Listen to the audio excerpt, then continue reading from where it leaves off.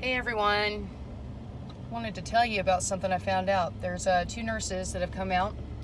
They're both on the East Coast. They're both in different cities. This is about 2 days ago. Today's July 30th.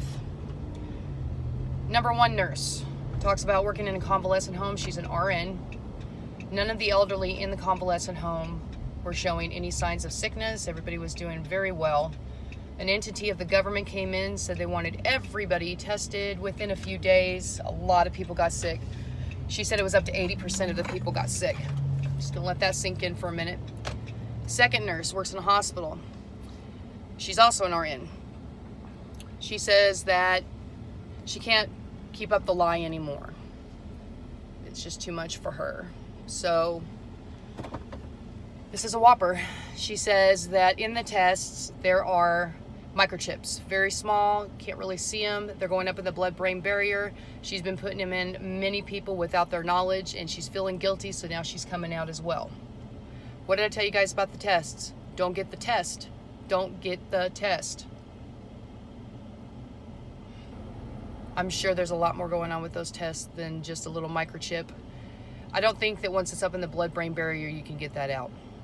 It'd be different if it was in your wrist, you know, maybe you could carve that little sucker out if you knew where it was, but we're talking about up in the brain. That's why they did that. How many people are microchipped and they don't even know it?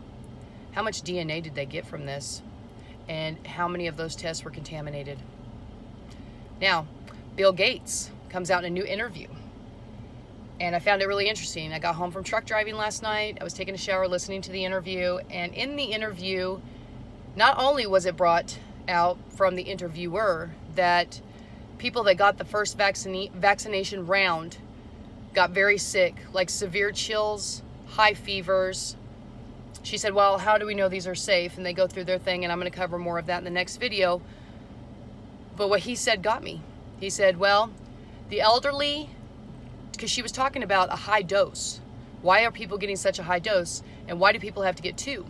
And he's talking about getting one every 6 months or a year. But he wants two in the beginning at a very high dose. And this is from Moderna. He said that you have to do a high dose to get the antibodies. Yeah.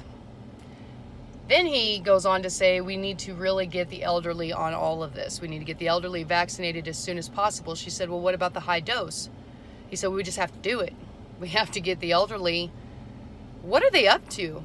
Think about it.